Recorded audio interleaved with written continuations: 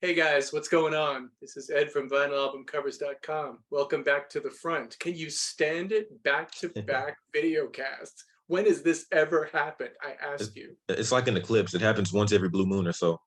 I mean, it's just surely we've completely confused you now because you're seeing back-to-back video casts and you probably don't even know what to do with yourself. I promise you, I don't.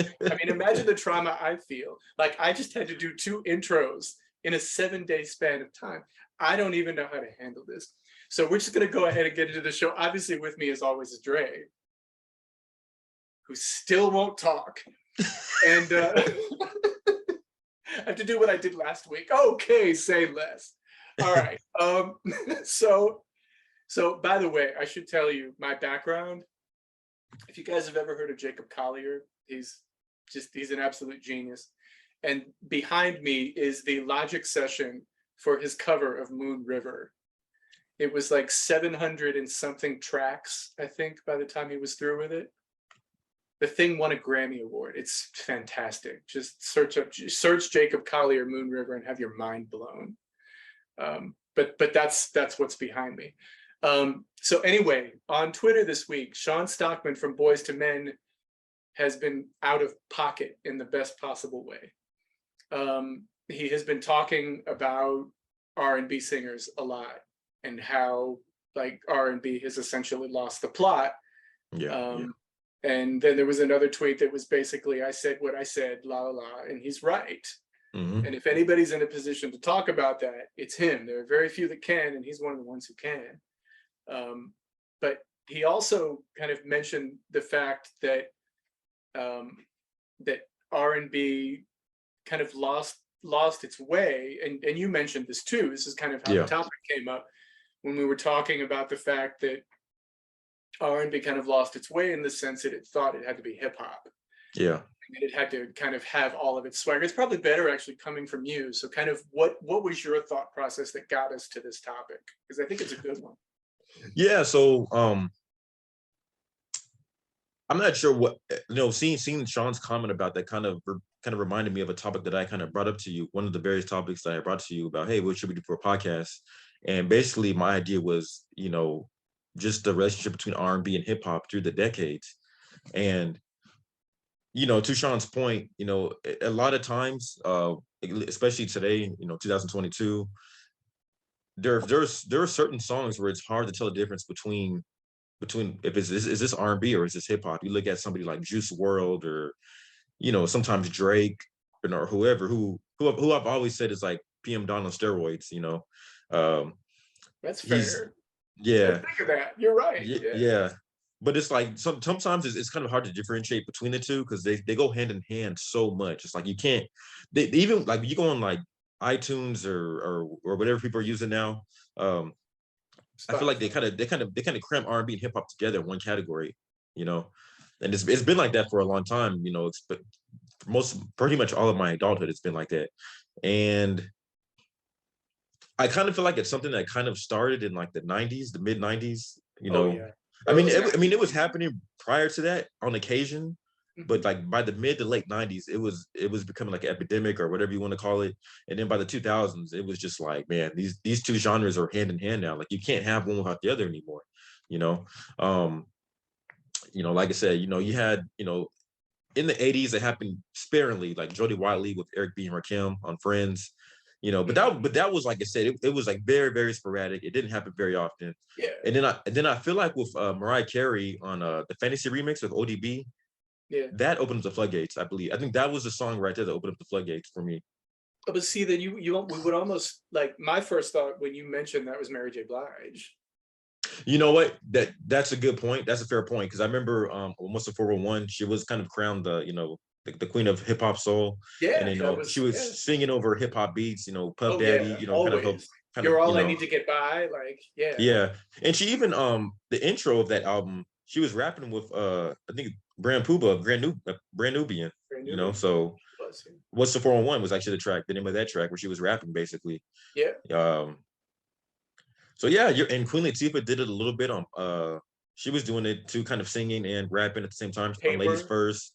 Yeah, Paper. Yeah, that's a very good track, later, by the way. Yeah, and then even on Black Rain, very good album, by the way.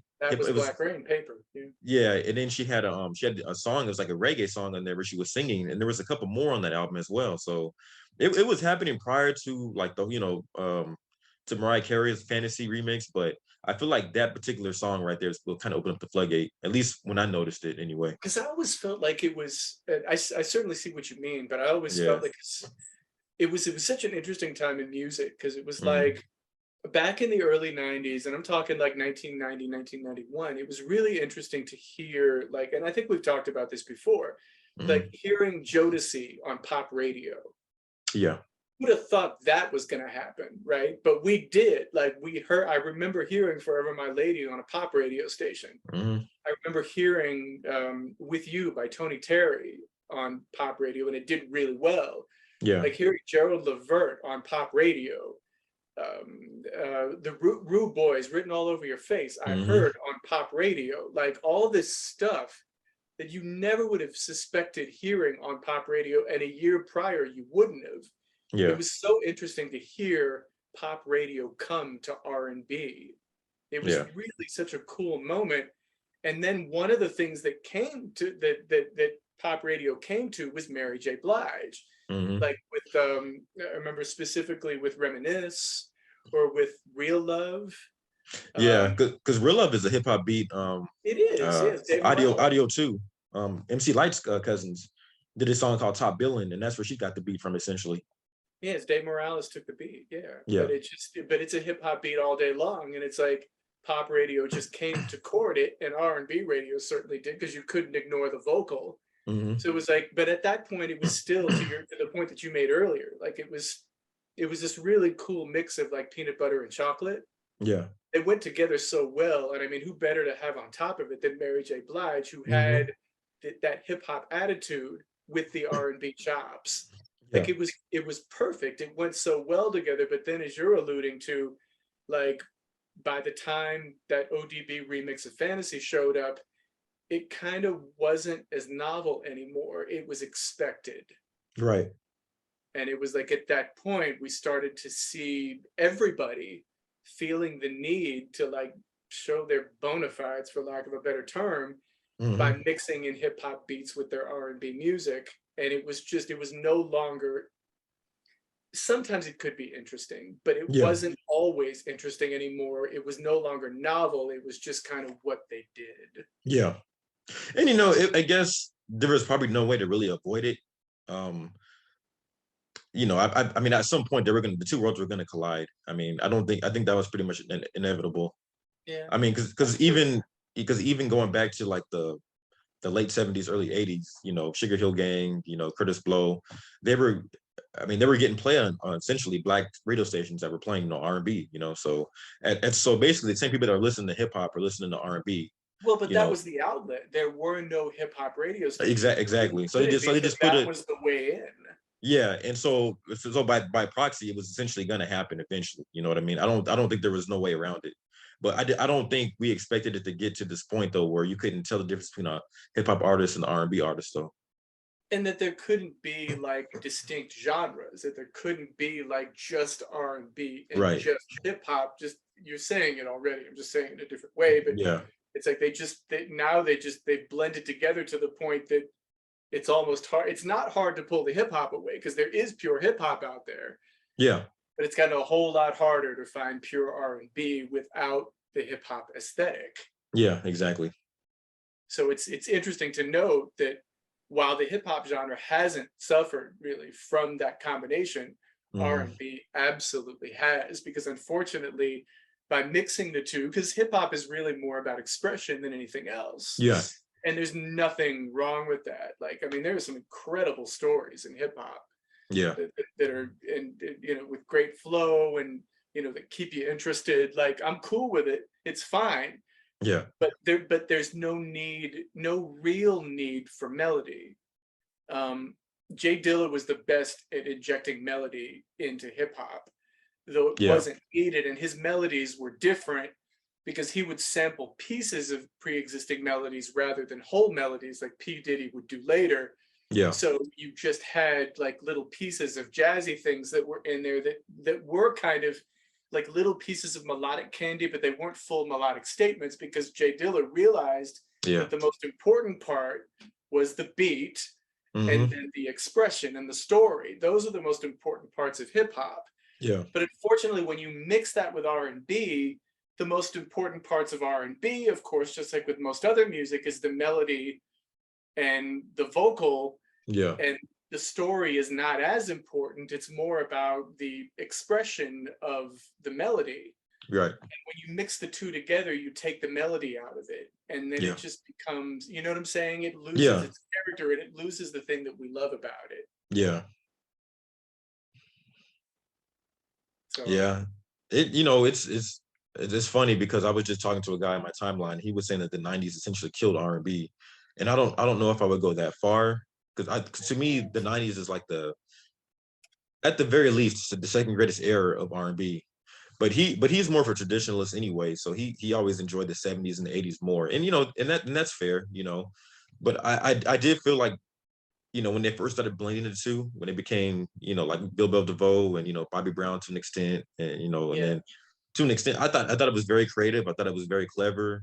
I thought it was very fresh. And melodic. It's probably what was needed at that time anyway, because of the generations were changing, and so you needed that. Even with some of the biggest R&B tracks of all time, at least in the last 30, 35 years, have had hip hop artists on them, like This Is How We Do It by Montel Jordan. Slick Rick is on there, and that samples a children's story. If you listen to the beat closely, Mariah Carey's Fantasy Remix, Mary J. Blige with Method Man, and even to an extent like Jodeci. While they didn't really have a lot of like hip hop artists on their albums, you can clearly see the influence in their clothes, the way they acted, everything, and then, Devontae, he's basically the reason why Genuine, Missy Elliott, Timberland, all them even existed. And we know what kind of impact they had on R&B going forward. So, and I thought, but I thought when they did it though, it was very creative. It was very crafty. It was high quality music. And then I just feel like after that, it's kind of went overboard. By the 2000s, we had just gone completely overboard with it. Like, like Michael Jackson, for instance, he did "You Rock My World" when he came back, and then he did a remix with Jay-Z on it, and that just felt so. It just felt awkward. Like it didn't feel like they matched. Like it didn't go together. Yeah. No, it didn't. He didn't mesh well. Excuse me. He didn't mesh well with rappers. Period. But that's for another podcast. We got to hold on to that. Yeah. But I'm just using another idea, kids. But I'm just using him. I'm just using him as an example because even he succumbed to it. He gave it to temptation. With everyone Biggie. did. No one didn't. I mean, John B had Tupac on the track. Like that's crazy. So And then we look at Mariah Carey. She used it a lot going forward. I mean, after Fantasy, she saw the success of that from that song, and she was like, "Oh, Bone Thugs." She did a song with Mobb Deep. She had Ice Cube and Mac 10 on the track before. She took the sample from Mobb Deep, Mobb Deep was actually on that track as well.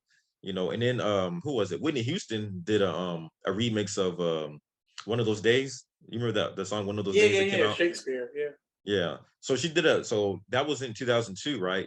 And so the remix of that had Nelly on it, which again, that's right. Very weird. Didn't seem like they kind of went together, and then even Janet Jackson, going into the late 90s, even she kind of succumbed to it. She had Q-Tip on the track called Got Till It's Gone. But I will admit though, that's probably my favorite. That worked very well. I'm not even gonna lie, that worked very well. The video, everything worked, But it just goes to show that some of the biggest pop R&B artists of like the 80s, of the early 90s, were even doing it. And for the record, I think it needs to be said, as far as Got Till It's Gone is concerned, we know that was Dilla. We don't think it was Jam & Lewis. It doesn't matter how you credit it. Yeah, I never understood that one. Why they would stole that credit right out from under him, and they should be ashamed of themselves. Yeah. That's the one bad move they've made. Yeah. And that's probably my favorite Janet Jackson song. I'm not even gonna lie. I love that song. Oh yeah, it's great. I mean, it Come Back to Me is probably my favorite.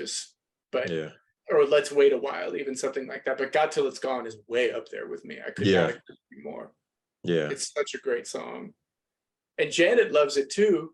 And the reason she loves it so much is because there's so little of her on it. Like that's what she likes about it. She loves the track. Yeah. The fact that she's not on it as much as she's on other things is that she actually considers it a virtue, which is kind of funny.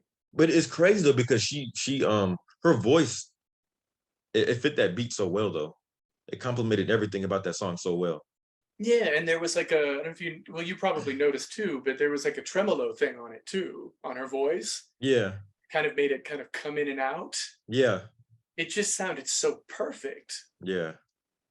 Because it really wasn't so much, I mean, that track was much more about vibe than it was about words anyway. Right. And about that Joni Mitchell sample. Yeah.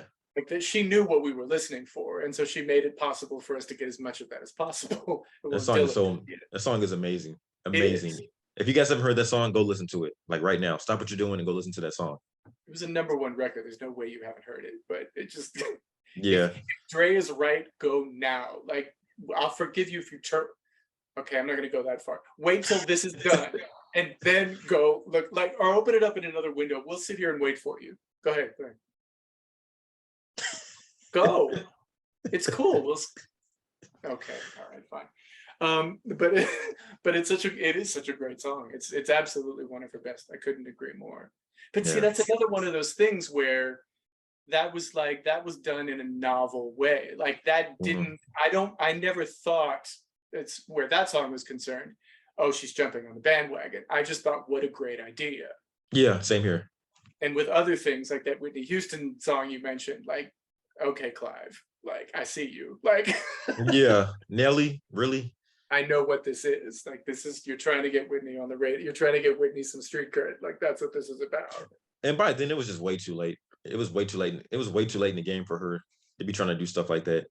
She didn't have to. Her gifts were different. There was no, even at the very end, because yeah, okay, fine. Her voice did go downhill. We know that it did, but she never lost the ability to sing, for crying out loud. She just didn't need to do that. Right. Just like go ahead, court the audience that follows you. Don't try to be younger than you are. It's pointless to do it. Right. Although I will give her credit for My Love Is Your Love. Like that entire album was done extremely well. Who was that? That was Wyclef, correct? The song, yeah. But the record was a lot. There was a lot of Dark Child on the record. There was some David Foster on it. There was, but a lot of it was Dark Child with some rather hip hop beats. I mean, it's not right, but it's okay. It's clearly not your typical R&B beat. And there was also, I think, didn't Missy Elliott produce something on that album? I believe. Yeah. Say Yes. Yeah, and there was another one because she did it with Eric Seitz, and I can't remember the other guy. Please forgive me. I'm just getting old. What's the name of the other tune? I would Say Yes is one of them, and I'm kicking myself. I love that album, but yeah, there was one other one that Missy did, and it was good. Like they're both good songs. But see, although the beginnings of those tunes where she's going Missy, misdemeanor, like no, Whitney, that's not you. Or where she's doing like the Dark Child shout out, like no, just don't. You don't have. And it's so weird because if you listen to the album, it's like the Whitney Houston of 1985 or 1987 would have never done something like that. Never, but it wouldn't have been as good because by then her voice had deepened a bit. Yeah, and it worked. Yeah, that's a good point. I'll give Clive that and Whitney that all day long. It did work. Yeah. What did you think of Tony and DJ Quick when they came together? It didn't have to happen. It was unnecessary. I mean, it was fine, I guess, but it just. I kind of like it. I kind of like it because there's a California connection, with them being from Oakland, DJ Quick being from Pomona. So I thought that one kind of worked. But they just never gave off that vibe before. So since you brought up Tony, Sons of Soul, right? So the first couple of records, they were Tony was never without edge. I'm not suggesting that. If you don't believe me, go listen to Little Walter. Okay, that's got edge for kids. But then you get to the Revival record, and it does have edge to it, but it's an R&B funk thing. Like it's such a great album. I mean, there's very little. It's my favorite by them, actually. Oh yeah, there's almost nothing you could skip. But then you get to like Sons of Soul, and there's this. I'm not going to repeat the line. You know the one from If I Had No Loot. But it's like, why? Like y'all don't need to do this. This isn't necessary. Like, is that the one where they kind of sampled the Ice Cube lyric? Is that what Yeah, you're talking about? Yeah, y'all don't have to do that. Like the yeah, song is good enough without it. And yeah, radio went, nah. Like they didn't even get any radio support from it. It failed. yeah, And they went with things that made more sense, like lay your head on my pillow. And yeah. um, there was other really good stuff on that record. Slow Wine's really cool, but Oh yeah, um, yeah. there was and no, it's not the drink, like he says on the record. But like it wasn't. No, it's not the drink. Let me explain. But it wasn't necessary for them to go there. And I heard it and I just went, ew, like Yeah, no. And nobody wanted it. I was right. It was a bad idea. yeah. So just very, very strange. Anniversary worked out a lot better, obviously. That was the next Well, single. And that was our alley anyway. oh, okay. Huh? I mean, that was right after alley anyway, so that just made sense. Yeah, yeah. But it's radio finally went, oh, okay. This I can deal with. But that other If I Had No Loot, nah. Like they Yeah, just took it right out of there. So but sometimes it didn't work. And the point is, like when they did it, it didn't work. and it kind of bring this back around, like with Sean going to Boyz II Men. They Mhm. never really succumbed to that. I'm trying to think. There was no hip hop collaborations on Collier Harmony. There was nothing on Two. They did a remix of Vibin' with Busta Yeah, Rhymes, Redman, Method Man, and I think Eric Sermon, that and I think maybe qualifies. Keith Murray. But they were just kind of doing the background vocals on that. That was basically a hip hop track, but that was like on a remix edition. But other than that, though, I can't recall Boyz II Men ever really doing anything with any other rappers. Not with any other rappers, but they did move more hip hop, like with the Nathan, Sean, Michael, and Wanya when they started working with Shakespeare. Um, they did that Good Guy record with them. Oh, that was Remember kind Good of Guy? corny. Yeah, It was I know what you're fine, I talking. guess, but it was yeah. That's not who they are, and But that was it felt to me like when Nathan was singing it that he was having trouble negotiating those because it was all yeah, that very oh, I can't think of her name. It was all that very fast, rapid fire Candy lyric, yeah. and it felt like Nathan was having some trouble getting it out of his mouth. It Yeah, wasn't. that was them trying to keep up with the times because by 2000 Yeah, they were kind of struggling to keep up because Evolution didn't do as good as they had thought they did, as they thought it would. And then they signed with Universal, and then they did the album Kanye, Kanye Wanye, the album with other names on the cover basically. yeah, the And one I just mentioned. yeah, didn't they write all the lyrics to that? They wrote everything on that, didn't they? No, no, not on that record. No, I could have because sworn they wrote it that song came in very nearly finished, and they added to it for sure. But because I don't think Babyface he didn't work on that album, did he? no, I don't think he did. I don't recall that he did either. Mervyn Warren worked on it. He did "I Do" for them. That was good. "Thank You in Advance" with Shep Crawford, which, in my honest opinion, is one of the best songs they've ever done. Because Shep Crawford is a mad genius. Yeah, He doesn't give you songs so much as he gives you stories, and it's just such. I could go on about that song. It's just such an interesting lyric. And Shep Crawford is so good with an interesting story and an interesting lyric, and you don't yeah, necessarily quite see it coming, and it's very sweet, and it doesn't come off as skeevy as it might if somebody else had that idea. He's just really good with stuff like that. I really like that song. I've always yeah, loved it. But there was definitely some try hard things on that album. yeah. Basically anything that was Shakespeare and Candy was kind of it just wasn't right for them. Like Beautiful Woman. Yeah, they were just better suited to other things, just stuff that they couldn't handle the rapid fire lyric like that. That just wasn't who they were. Yeah, it was just it's just unfortunate to see a group like that kind of go out the way they did, because I remember them so fondly in the 90s, and then by 2000 it was just pretty much done and over with. They had pretty much been tossed by the wayside, but that's how the industry works, unfortunately. Yeah, and I mean, if you're them, without straying too far from the subject, but this is Sean Stockman. Like, what are they supposed to do? Like Yeah, the records aren't moving. They have to do something. They have to get yeah, ratings attention with something somehow. I'm yeah, not sure. I mean, if I'm their A&R man, I don't know that I think that's a bad idea. I would yeah, say though that once they submitted the track to me, I'd have been like, this isn't really for you. right. We either need to find some other we either need to give this a different melody, or we need to just forget it because it doesn't work. You know what? Keith Sweat had brought up a good point. I remember reading an article probably like 15 years ago.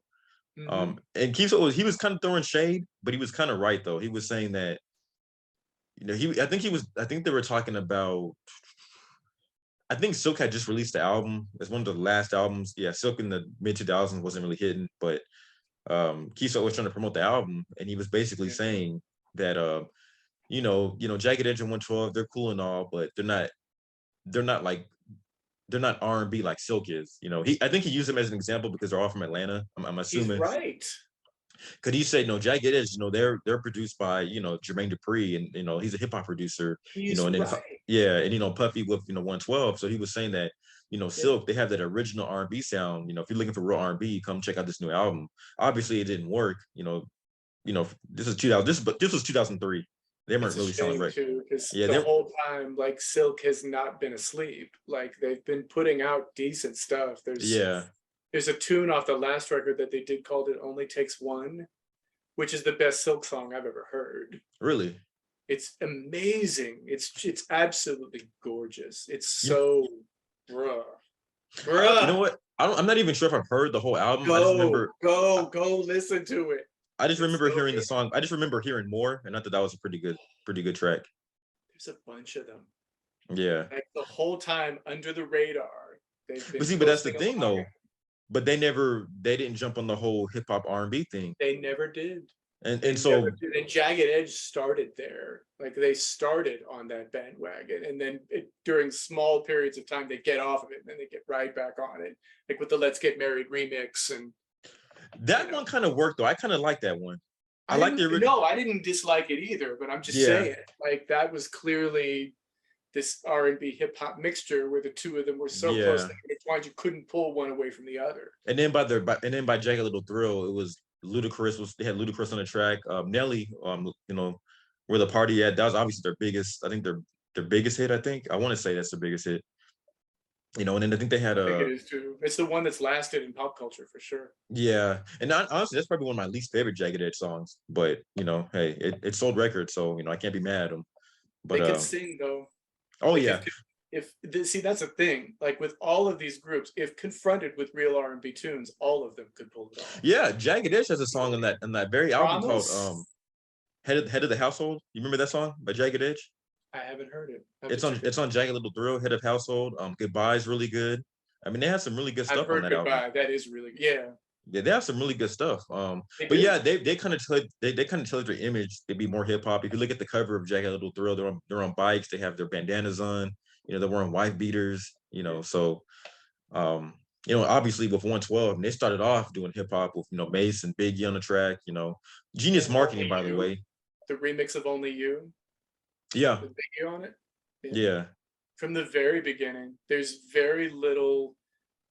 I don't know if very little is the right term, but there's not a tremendous amount of pure R&B that comes out of there, even though when you get to a song like Crazy Over You, they prove they can pull it off. If you give them a straight R&B song, better yet with real instruments, it's all day long. Like Duran can sing Phone Book and I'd buy it. And he's the one that should have been the lead singer of 112, by the way, but don't get me started on that again. But Slim has I know why it happened with Slim, because here's the uncomfortable truth, and we talked about this, I think, in the last podcast, is that tenor voices are great for radio. Radio wants a tenor voice. Yeah. They don't want baritone. And Duran's not really a baritone either. He's kind of like he kind of is a tenor, but Slim is this very boyish tenor, and the girl can hear it and go, oh, you know what I mean? Yeah.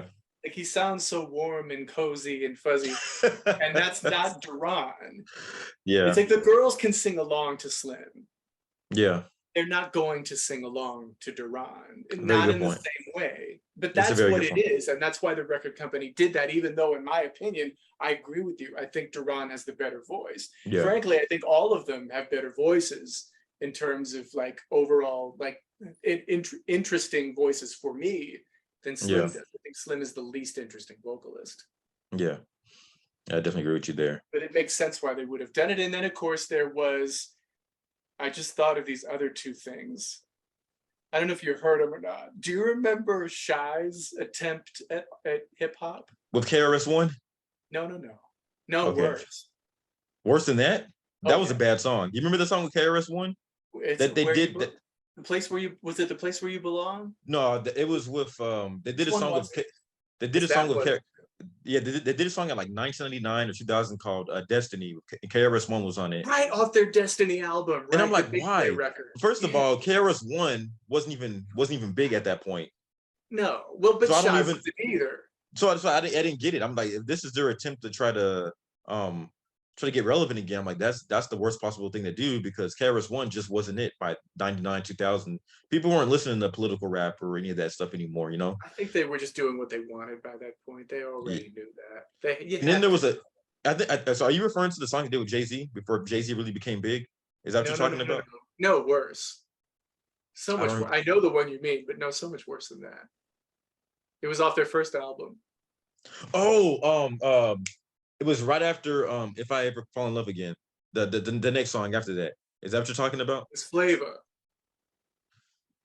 I think that's the song I'm thinking of. It was like they were what song My was that they were whiteness will sampling? not allow me to give you any hints about it because I'm not doing any of it. But It's like some weird.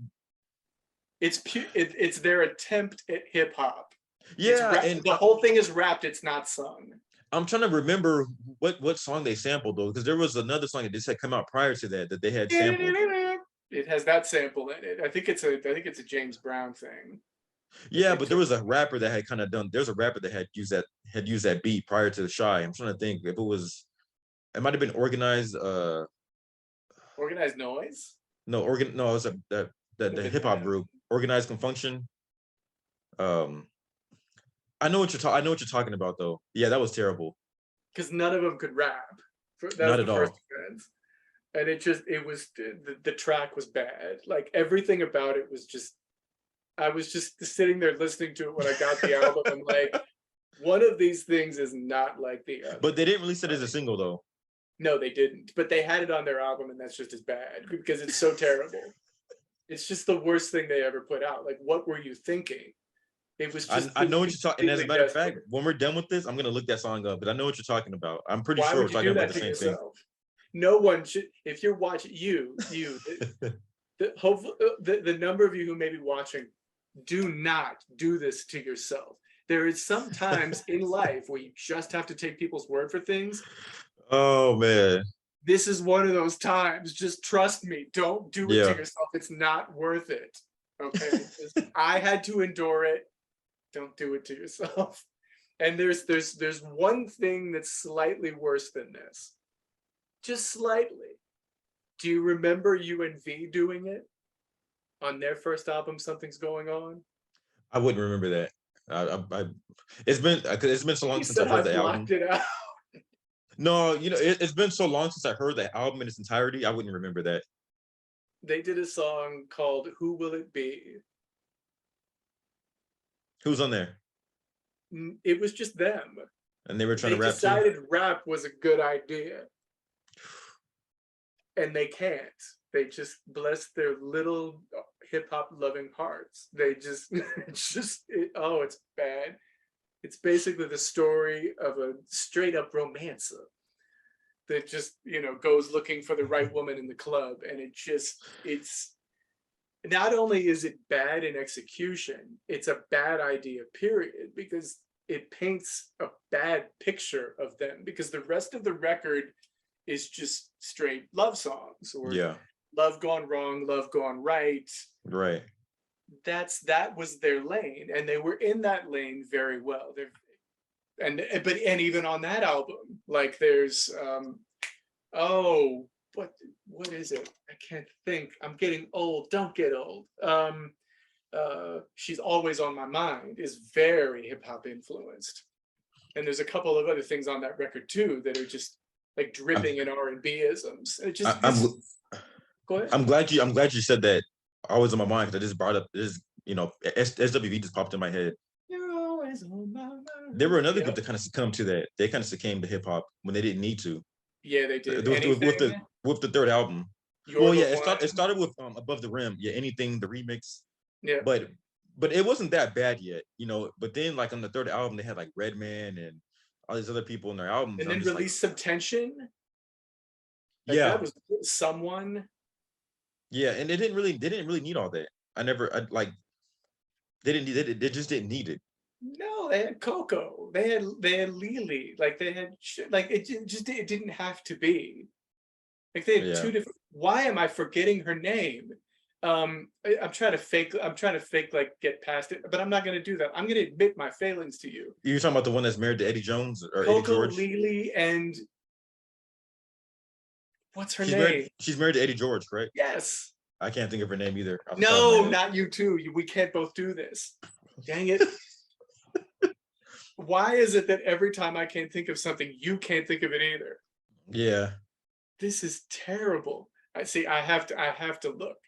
Taj, got it. Oh, Got Taj, it. yeah. And But I they didn't were, even, but I they didn't were, even get to the webpage. It came to me.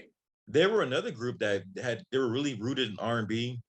Yes. Very soulful, very sensual. Like especially their very first album. I like the opening interlude was just pure soul. It was great.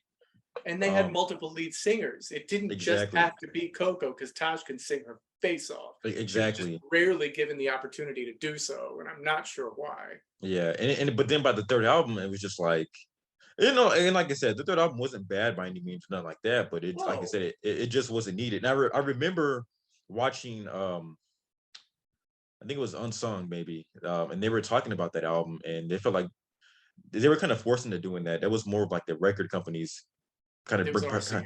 kind of pushing that on them, and but they were able to get Rain. You know, they were able to fight to keep that one on the album. You know, and that was definitely an SWB song. You know, but Portrait of Laura by Jaco Pastorius. If you've never heard that song, that's where they sampled that from. I'll wait. No, this time I'll really wait while you go get it on YouTube. Yeah, that's where it's a sample. That's where the sample came from. Okay, That song is insanely beautiful. I'll definitely check that out. Still though, like Brian Alexander Morgan knew exactly what he was doing with that sample. His background vocals on it are Yeah. just perfect. The little production touches that would have been cheesy in anybody else's hands. Mhm. The Rain, you know, because Rain, it sounds like it'd be cheesy if you described how it was produced. So if you listen to it, it's chef's kiss. It's so perfectly done in every sense. Just everything about it. The Rhodes, the Fender Rhodes in it, that's the bass keyboard in the song. It's just beautifully done. And man, I don't know that Coco ever sounded better on anything. Like it's just a really well. And the harmonies. Song. Can we talk about the harmonies in the bridge though? Like it's so good. It's so good. Yeah, it's really good. But they could really did it's like that was what they needed to be doing. And I don't know why, because that was clearly the biggest hit off that album. Yeah, so I don't get they why had to they fight even for that. You're right, and I'm so glad they won because I would have been distressed knowing that was on the cutting room floor somewhere. It's so good. And and you know I don't get it because like I said, that was clearly the biggest song from that album. So clearly the record company was wrong on that one. Completely had it wrong. Yeah, you know. Well, because they were, if I'm not mistaken, you can correct me if I'm wrong, but I think they wanted to continue to work with Bam on the whole record. Yeah. It's just that RCA went, nah, we're gonna get you this, and this because we want to get you on the radio. Yeah. So to the point that you're making, like just to be clear where we place the blame, in a lot of cases, it wasn't the artist doing it. Sometimes it really was the record label enforcing its will. Like if you don't do this our way, your record's going to sit on the shelf. You know who else got forced into doing that? CeCe Peniston. Oh, definitely. She by 96, 97, she was doing tracks with Sugar T. I'm just like, that doesn't make sense. What is a Sugar T? some rapper from the mid late 90s. Yeah. You know, because she was doing house music, and then they kind of pushed her into doing more of like an R&B sound with hip hop influenced beats. Well, she kind of wanted to go a little more R&B to kind of complete the picture because she could do both. That's how we ended up with Inside That I Cried, which is her best song, in my honest opinion. It's just such a good song. My God, I love it. She did it on the Tonight Show one night, and I remember she was fighting through a cold, and she still made it feel. It's like you can really feel that song. She really found it. Yeah. And really told the story. So the thing is, like, she could do both. Yeah. And whether you may very well be right, and that A&M may have forced it, but if they forced it, they were right to do it, because she could do more than that. Like, they did the same thing with Robin S. too. When she came out with "Show Me Love." Yeah. It's like she could wait a minute. She can do other things, and so then she came out with "What I Do Best," which really showed off her ability to just sing. And it's a good song, and she sang it really, really well. Yeah.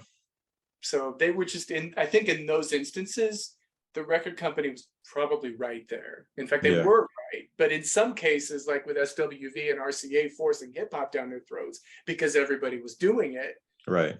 It's like, and then that kind of goes back to what we were saying at the very beginning. Like, that's just the way that music was going. And if you didn't do it, you fell. You had to keep up. It was kind of like in the 70s with disco. Everybody did a disco record, and you better do one too. Yeah, that's very true. Well, I guess that can be a topic for another podcast, but you're definitely right about that. I'm on it. I'm with you. Yeah, you're definitely right about that, man. Because I remember my grandfather telling me about and I don't know where he pulled this one out of, because I wasn't even know he was aware of this. But he was like, he's like, the way you view mumble rap, and I'm like, what do you know about mumble rap? Like, dude, you're like 75. I don't know where he got that from. That must have been that must have been his daughter, his stepdaughter telling him that, because I'm like, there's no way this cat knows about mumble rap, But he was saying the way you guys view that is the way we kind of view disco, a lot of times, it was kind of forced down. It was kind of forced on us a lot. Because he was telling me that, some of this stuff was good, but then it just became overkill, Yeah, because it just started out as, this is a topic for another podcast. Yeah. But now we've talked about like 3 different topics for podcasts. I hope we can remember them when we're done talking. But that's always a problem. Like, we'll have a great idea and it just dies somewhere in the podcast. Yeah. I'll try to pick it out when I'm editing it later on. Yeah. But because I'm gonna get this out the next day. But yeah, it's very much kind of the same thing. And here we are in 2022, and things haven't. They've changed sonically, because now we're no longer dealing with anything even remotely analog, which is fine, by the way. Like, I'm not going to be the old man on his lawn telling you to get out of here. Like, Dre and I already had our music, and we loved it, and we still get to listen to it whenever we want to. Exactly. Perfectly fine. The kids are having their music now. Yeah. Enjoy. It's cool. Really, it's fine. I even like some of it, honestly. Yeah, I do too. Yeah. Yeah. There still is a lot of very good R&B being made, some of it gets radio time, some of it doesn't, it's just the way it is, Day. Yeah, very good. She's doing stuff with Earth, Wind and Fire, Raphael Sadiq. Sadiq. Can sing his face off. Yeah. Just can. Like. Yeah, and then you got Kevin Ross. He's doing his thing. He was on the remix of Her's really good. There's some. I even like Summer Walker. I don't know if you listen to Summer Walker, but I like her sound a lot too. It's definitely out there, and it is kind of encouraging. It really. LMA. Yeah, that's another one. But like, things haven't changed. LMA is so good, but like, so I had to reflect on that one for a second. But like, things haven't really changed much since the early 90s, in the sense that we still have this fusion of R&B and hip hop that really hasn't gone away. But just as was the case in the 90s, if you look, just sneak around. Now, we don't have to wait for the radio to do it. We can get on YouTube, or we can go to SoundCloud, or we can do what you do and go to XM. And if you listen, it's still there. It's just not the thing that's going to get on the radio all the time, but it is still there. You just kind of have to hunt for it, and it's sometimes what I'll do is I'll just go on Google and type in adult R&B 2022, and you'll get like some neo soul records from this year pop up. Like, I discovered that Babyface did a song with LMA recently, so there's a lot of good stuff out there, and I know we discussed this earlier over Facebook Messenger. Sometimes you just got to do a little digging.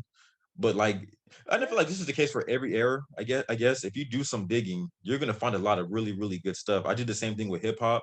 There's a lot of really, really good stuff out there. Like boom rap, for example. That was very popular in the '90s. It was getting radio play. Yeah, it Not even was. close these days, boom rap. But there's a lot of really, really good underground It kind of went artists the out way of there. horrorcore, didn't it? Like, What'd you say? it went the way of horrorcore. Like, it just, Yeah, I but had to. Sorry. yeah, there's just a lot of really, really good stuff out there. When you listen to the radio, I feel like people got to understand something. Radio is just scratching the surface. That's really what it is. You're maybe hearing about 5%, 10% of the stuff that's really available, because they're only going to play. The radio can't play everything. It's impossible. They can't play everything. They're basically putting out what the record companies are pushing on them as well. So you do have to do your own digging. But like I said, you have YouTube, you have SoundCloud, you have XM Radio. There are all these other different outlets out there. They hear good music. If you want to hear it. So Yeah, the stuff on the radio is just whatever's approved by Clear Channel. Radio is run by one company. There's only yeah, one company that's running it, and whatever that company approves is what you hear. So yeah, yeah. there's so much other stuff out there, and just as Dre said, like you gotta hit up YouTube and SoundCloud and Bandcamp specifically. I've done Bandcamp a And lot. it's not even that hard to find this stuff when you really think about it. It's really Not not that hard anymore. to It's find. not. Yeah. Obviously, It's like in the '90s, it's a much different story. I it have a was on. cousin that's probably your age. He was telling me he discovered the Roots. He's going to a record store one day Well, because they see, used that's to, the thing. Like before, you would have to spend money to discover, yeah, because and you know now how you they used to don't. have, how like at the mall or Blockbuster Music, they would have like albums that you can click on, and you have like a headset, you can put it on, you can kind of preview the album. Yeah, listening stations. Yeah, Yeah, he said a lot of times that's how he discovered new stuff. but we didn't always have those. That was later. That was kind of a later thing. That was later in the life of a record store because they started to understand what was happening, and so like Tower put them in, and Record Yeah. World put them in, and I don't think Waxy Maxy's ever put them in. You guys didn't But have those in DC like in the early Goody, early Goody, 90s? Goody. Oh yeah, we had them for sure. That's what I'm Okay. saying. Like those were the chains that had them in there, and Sam Goody had them, and Yeah. FYE had them, and Yeah. like. But that was kind of almost at the end, really within the last, I don't know, maybe 7-8 years of the record store existence is when they put those things in because they could Yeah. see the direction that things were traveling. But even before that, and I'm even talking like through the cassette single period, like if you wanted to discover something new, you had to spend money. Yeah. Spend a couple of bucks and get the cassette single, or before that, grab the 45. Mhm. Or if you couldn't find something on a 45, there were times when I would really roll the dice and take a chance on the CD, and I got burned a few times as a result. But then sometimes I really didn't. Like I discovered Intro as a result of a blind buy. Just hearing Ribbon in the Sky on the radio, single didn't exist, at least not at that point. I had Mhm. to have that song yesterday. So I grabbed the entire album and I was not disappointed. Even intro to an extent were kind of influenced Very somewhat by hip hop. to an extent. I mean, you listen. I mean, I'm Caucasian to an extent, Dre. They were all the yeah. way I in. mean, if you look at their clothes and everything like that, I mean, they definitely Oh sounded like. yeah. I mean, they were definitely R&B singers. But you look at the clothing, the way they were packaged, everything like them. Yeah. Who else was it? H-Town. Definitely H-Town. They were discovered by Oh, Luke. of So course. yeah, But they were just. intro had stuff on that first record that was that way. They were sampling What I Am with hip hop beats because they were Very working with true. NEF and the Untouchables. Yeah. Like, Yeah.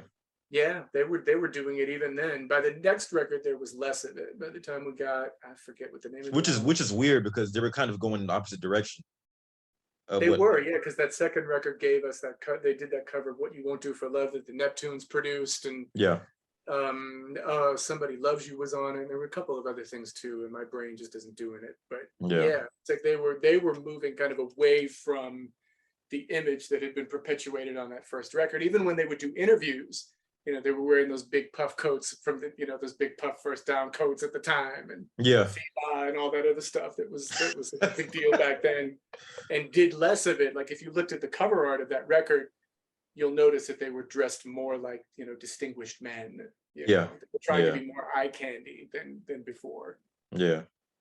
So you could see the shape ups looking perfect, and Everything was very manicured in a way that it wasn't on the first record. It was a bit more rough, rugged, and raw. Yeah. So it is, I do find it very interesting that, the more things have changed, the more they've stayed the same. Yeah, it's very It's interesting. very much still the same. Yeah, I mean, and now you just got like Chris Brown doing ciphers, and Even from the very beginning, though, he was even with Run It, like that's not an R&B beat. No, it's really not. That's more of like that kind of feels like a Little John thing. Well, yeah, just like did, like Usher gave into it, and Yeah. It worked with Usher though, I thought. It did. Yeah, Yeah. it worked with Chris too. I mean, I'm not a huge Chris Brown fan by any stretch, but when he did it, it did work. He had the sensibility. And you know what though? That goes back to Bobby Brown though, because there's clearly an influence there. When you look at Usher, you look at Chris Brown, Oh, they don't exist without Bobby. Yeah. Neither of them do, for sure. That's the progenitor. That's the very beginning. Them, like Usher is this perfect mix for as great as he is. Like he's this perfect mix of Bobby Brown and Michael Jackson. You put them both together and you get Usher. And I mean that in the best possible way, because Usher can sing his face off. Usher has charisma for weeks. Yeah. Usher can dance. He can do everything. Yeah. And if you have not seen that tiny desk, go. That tiny desk with Eric Bellinger in the background is life. Have you seen it yet? Yeah. I was not prepared. And I know he's great. I still wasn't prepared. I don't think any of us were. But that was just like he can quit now. Like that's how good that was. Yeah. I loved every second of that tiny desk. So, but that we're not talking about that. I know. I'm sorry. But it's the dynamic has remained the same even after 30 years. We're kind of still doing it. So it'll be very interesting to see if radio ever at some point, or even if it's not radio anymore, but if we just kind of embrace kind of a more pure R&B, if that starts to get the majority of the audience again at some point. Do you think that ever happens? Well, okay, so if you go back to the 90s, it kind of did with Neo Soul in a sense. For a minute, yeah. I mean, it created its own little lane. We kind of they were kind of in the. I mean, you had the Maxwells, D'Angelos, and Erykah Badu, and then you had Jill Scott, Angie Stone, that kind of came along with India Ari. They kind Chico DeBarge. Yeah. Who? Oh yeah, Chico DeBarge. Yeah. The second record he made, not the first. Yeah. They kind of had like their own little bubble that existed within, the hip hop R&B, fusion or whatever you want to call it. True. Yeah, that's fair. And a lot of times, the hip hop artists would sample them. True. So there was kind of, I guess you could say Neo Soul kind of influenced R&B a little bit, or hip hop a little bit, but yeah, but for the most part, I'm not sure if it's ever going to go back to the way it was though. I mean, it just feels like we're so far down the rabbit hole with this whole hip hop R&B thing. I don't even know where you would begin to separate the two. Yeah, I don't either. I kind of agree with you. I don't think there's a way to turn back either, and that's fine for what it is. Yeah. We just have to keep looking on the periphery for the stuff that that's pure R&B, and every once in a while something will sneak through. And yeah, the only thing I wish would come back is R&B groups, but I'm not sure if that's ever going to be a thing again, because I think artists want all their money now, so they'd rather just split it. I'm not sure if I'm not sure if that's the case or if it's something else, but that's pretty much an extinct brand now. I think that might be it. I mean, R&B groups are expensive. Yeah. Instead of sending one person with a band on the road, then you're sending 4 people with a band on the road, or 5 people on the road. And then trying to juggle personality and ego and. Right. Yeah. But I think it may be just what you said. Like you have to pay 4 other people or 3 other people. Yeah. In order to, and record labels don't want to spend money. They just don't. Yeah. That's why everything is musically being done the way it's done, in people's bedrooms or in little studios and basements, because record companies don't want to spend money. That's a whole other issue. Which is weird, because they're making more money than ever, you would think. So I don't know what the issue would be, but they're trying to preserve what they've got. So, yeah. And that's a whole other podcast too. That's now the 4th idea that we've had that's not out there. Frankly, our guest could handle all of these too. Yeah. But I'll tell you what, I think we've exhausted this one, and it has been fun for sure. I know I've enjoyed it. This did exactly what I was hoping it would do.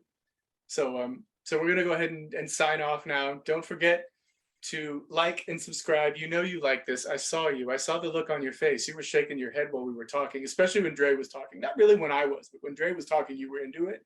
So I know you liked it well enough to at least click the. He's being very modest over here. No, definitely. I'm just being a realist. But click thumbs up, and if you click thumbs down, that's fine. Really, it is. But tell me what you didn't like so we can be better. That would be really, really cool. Definitely. And subscribe to the channel. Since you enjoyed this anyway, or at least you enjoyed Dre, you'll get to see more of Dre if you subscribe. Right? And if you don't subscribe, you won't see our special guest next week. Hint, hint, wink, wink, nudge, nudge. So, and by the way, I should add something else. So this entire time, while we have been kind of resuscitating the video cast, I have quietly been putting up new records on the website. I just finished putting up Emotions by Mariah Carey, the LP. I have the LP and I just put it up. That has all like the sleeve art. It's a very different thing. That's her second album. Yeah, it's her second album. Yeah, second album. It has really great cover art. I forget, like that image is iconic. Yeah. Of her kind of off to the side, kind of like this, flipping her hair. It's such a great image. It's very striking. I didn't realize how much I liked that image. And on top of the fact that she was drop dead gorgeous at that point. Oh yeah. But I didn't realize how much I liked that image until I started working with it. And it's the package is very interesting and the sleeves are nice. And so the whole time I've been adding things. I did her. I'm almost finished with the Brandy album, Never Say Never. I have that on vinyl too. And that's a completely different thing. Man, that's a classic. That's a classic. Oh, it is. It's such a great record, but I'm talking like just the package. Like we got the CD, that has a look, but the vinyl looks very different. It looks completely different. If you've never seen the layout for the vinyl before, give me a couple of days and that'll be up on the site. And there's a bunch of other things that I've done fairly recently too. I've added some blank record labels. I did the one for Planet fairly recently, the old Richard Perry label Planet that the Pointer Sisters were signed to. Okay. Along with a 12-inch sleeve. It's really cool with planets all over it. And there's some very cool stuff that has gone up on the website lately. So go look. And by the way, Tina Marie finally has her own section because all of her albums are on our website. So now she has her own section. So there's a lot of work has been going into that website lately because spare time has been ample to do it. So go take a look at the website. Lots of things have changed. So anyway, for vinyl album, for vinylalbumcovers.com, I've been Ed, and that has been Dre, who's still not going to say anything at all. And I'm going to leave now, and so are you. Have a lovely day, and we must do this again. Yes, Bye-bye. sir. That was funny. That was funny.